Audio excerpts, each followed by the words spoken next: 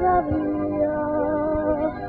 E non ricordo mamma della mia, e se lontano non posso tornare. Che brutta e che sapore va destina. Felicità. Va bene così, continua al 2016. Ciao.